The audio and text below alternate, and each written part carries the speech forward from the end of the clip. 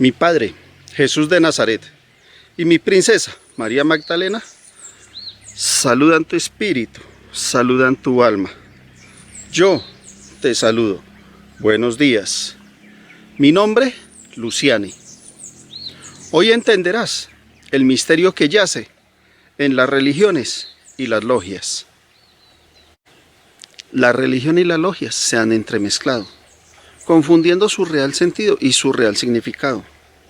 Esa confusión se debe a su misticismo, que unido al secretismo u ocultismo, que convenientemente conservan en su interior, hacen que el ser humano corriente piense que sus fundamentos son similares y por consiguiente sus finalidades son las mismas, la espiritualidad. Pero realmente la religión y la logia son muy diferentes y sus diferencias son muy marcadas.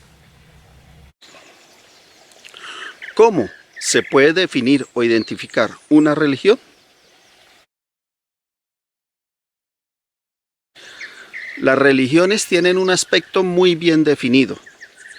Su principio, su surgimiento parte del concepto de un ser supremo imaginario.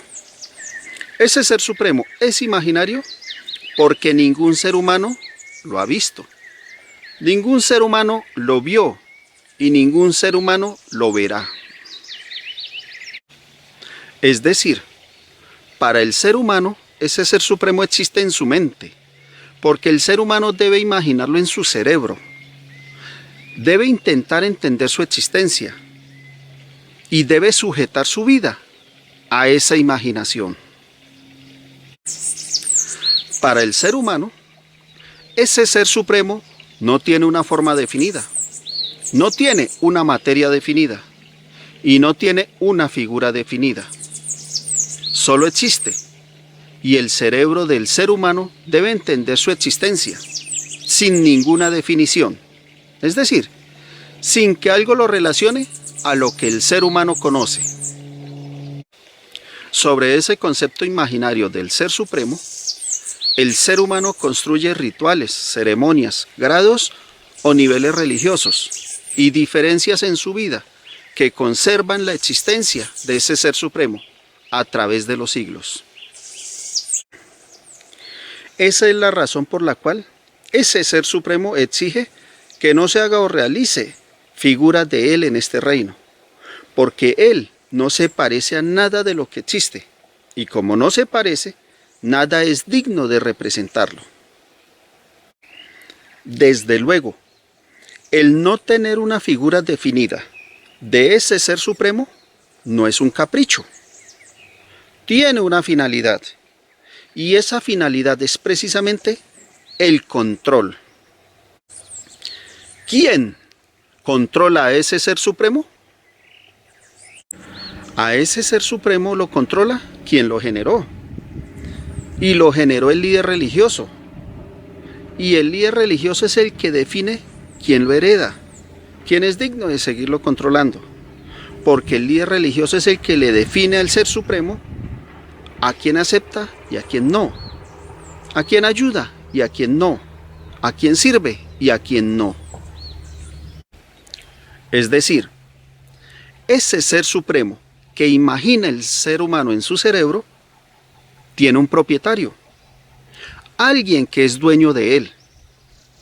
Y el que es dueño es el líder religioso, que le define a ese ser supremo que el ser humano imagina qué hacer. El ser supremo es presentado como todopoderoso, pero sin que lo pueda percibir el cerebro del ser humano, el líder religioso es más poderoso que ese ser supremo, porque el líder religioso es el que le determina al ser supremo qué alcances o qué límites debe tener.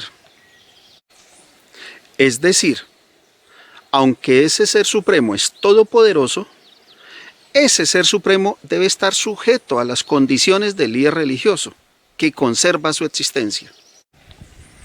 Si los líderes religiosos no conservaran la existencia de ese ser supremo aún existiría. ¿El poder de ese ser supremo se plasmaría en la vida del ser humano? Ese ser supremo obligaría al cerebro del ser humano a imaginarlo sin que exista algo que se parezca a él. Y la condición de todopoderoso de ese ser supremo persistiría. Yo no te entregaré las respuestas. Tú defínelas. El ser supremo, si es real, no necesita que su existencia imaginativa sea conservada por líderes religiosos a través de los siglos. Ese ser supremo por sí mismo actuaría, y el ser humano, con religión o sin ella, lo reconocería. Porque esa es una facultad del ser supremo, actuar sobre los seres inferiores, pero jamás estar sujeto a las condiciones impuestas por esos seres inferiores.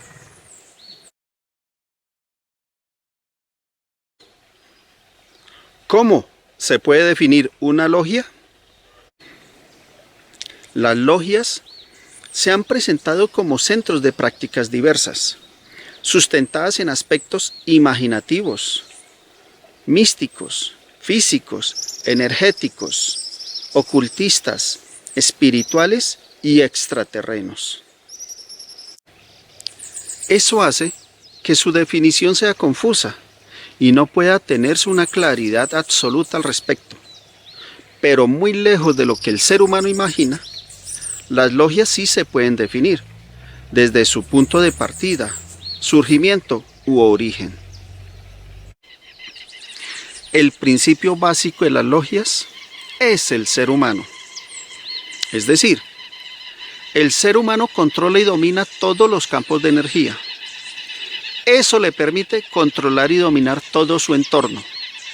De ese aspecto parte la explicación de todo cuanto existe. Todo construido y desarrollado en base al ser humano y su energía universal. En las logias, su fundamento primordial es el ser humano.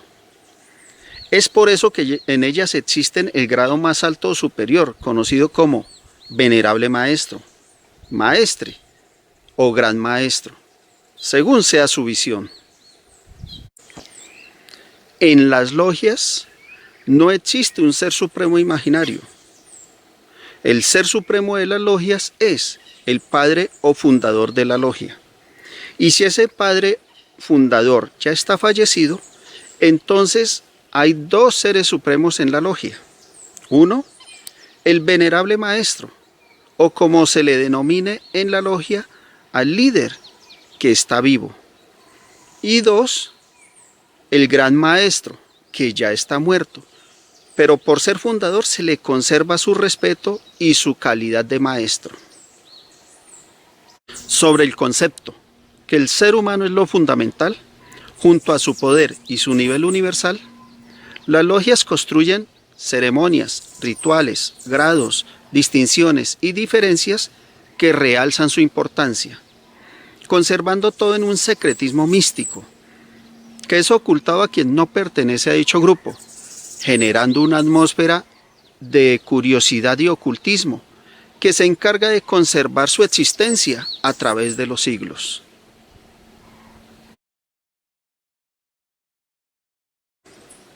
Las logias tienen un fundamento o una finalidad para su surgimiento. Ellas no surgieron porque sus fundadores estaban desocupados y se les antojó hacer una logia. La finalidad de las logias es exactamente igual que la finalidad de las religiones: el control. En el caso de las logias, el control actúa sobre la forma de vida de los seres humanos. La clave para alcanzar tal proyecto: mantener en secreto la finalidad. Y si el ser humano ignora la existencia de la logia, es más fácil el control, porque no existe resistencia u oposición a la finalidad.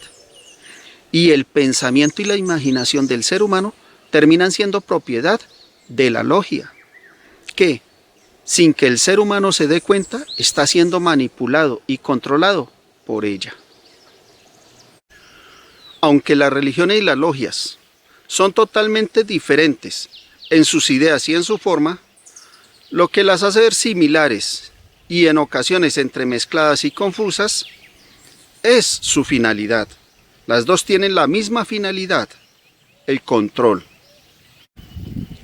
En el caso de las religiones, el control es sobre un ser supremo imaginario, que actúa sobre la imaginación del ser humano, ocasionando que ese ser humano piense y actúe según la finalidad de la religión. En el caso de las logias, el control es sobre las acciones que realiza el ser humano, desarrollando métodos y fórmulas que hacen que el pensamiento de ese ser humano termine siendo dominado, controlado y convencido para que actúe según la finalidad de la logia.